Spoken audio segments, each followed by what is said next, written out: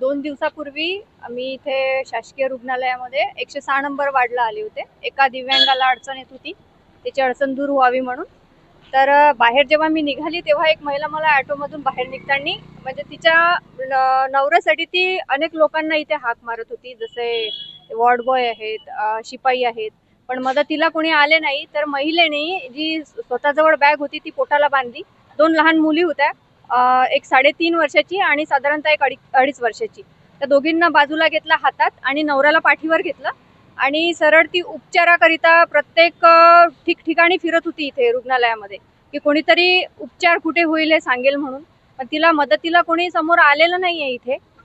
त्याच्यानंतर मी तो स्वतः व्हिडिओ काढलेला आहे माझ्या मोबाईलमध्ये आणि सगळं झाल्याच्या नंतर मी त्या महिलेला उपचार मिळेपर्यंत पण इथे होती हजर.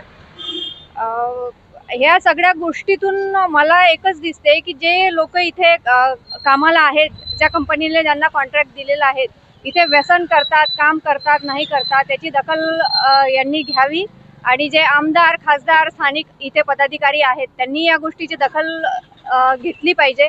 कारण एका महिलेशी, एक आदिवासी महिला होती ती, एका महिलेशी असं जर होत आहे आणि तुम्ही एका पद्धतीने म्हणता की आम्ही महिलांना लखपती दिदी करू, लाडकी बहीण देऊ, हे कुठलीच योजना आम्हाला नको आहे.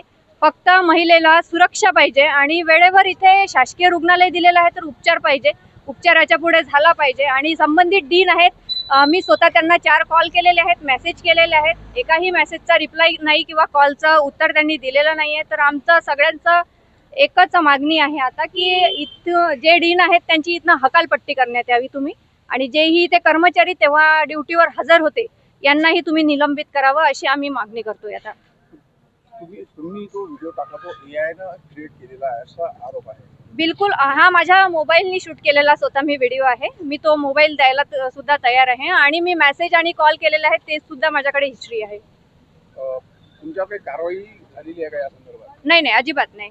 मला विरोध करण्यात आला व्हिडिओ काढू नका म्हणून, पण कारवाई वगैरे अजून पद्धतीने असं काही आलेलं नाही माझ्यापर्यंत, कुठलाही कॉल वगैरे. तुमचं नाव? मी अनुराधा नाठे, विठ्ठल कथा फाउंडेशन आहे माझं आणि मी दिव्यांगांसाठी काम करते.